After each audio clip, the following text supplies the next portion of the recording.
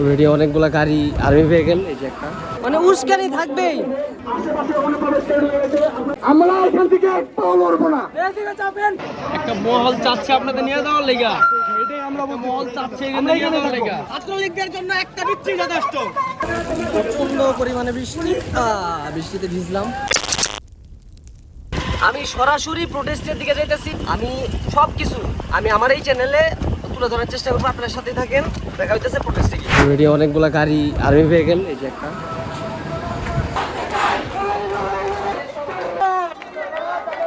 এখানে হইতেছে সুন্দরভাবে একটা প্রোটেস্ট আয়োজন করা হয়েছে, সুন্দরভাবে প্রোটেস্ট করা হইতেছে। প্রোটেস্টটা কোন দিকে যায়, প্রোটেস্টের সিচুয়েশনটা কতটুকু খারাপ হয়, এটা কিভাবে খারাপ হয়, এটা হচ্ছে এই যে সামনে দেখতে পান, ঠিক আছে? মানে উস্কানি থাকবেই।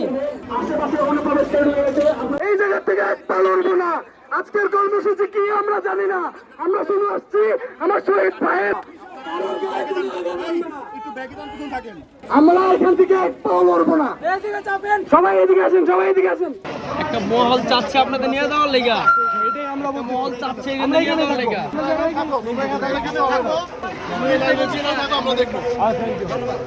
এই যে আমাদের এই প্রোটেস্টটা অন্যান্য জায়গা দেখেন আমাদের কতটা শান্তিপূর্ণ, কতটা সুশৃঙ্খল।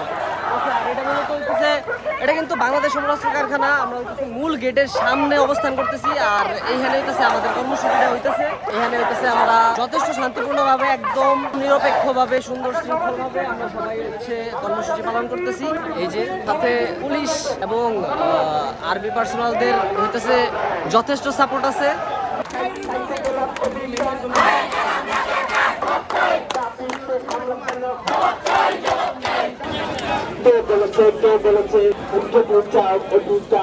খুদে যোদ্ধা ছাত্রলীগদের জন্য একটা বৃত্তি যথেষ্ট।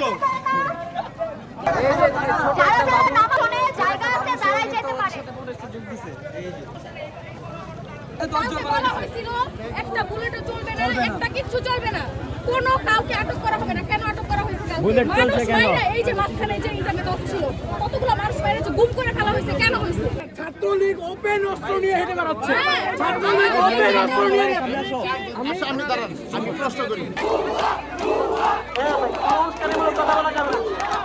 প্রচন্ড পরিমাণে বৃষ্টি, বৃষ্টিতে ভিজলাম। এতদিন চিন্তা করতেছিলাম যে বৃষ্টিতে ভিজবো, এখন বৃষ্টিতে ভিজা হয় নাই। অবশেষে প্রোটেস্টে আসার পরে বৃষ্টিতে ভিজতে পারলাম। যাই হোক, আপাতত অনেক ভালোভাবে প্রোটেস্ট হয়েছে, আর প্রোটেস্টটা আপাতত শেষ।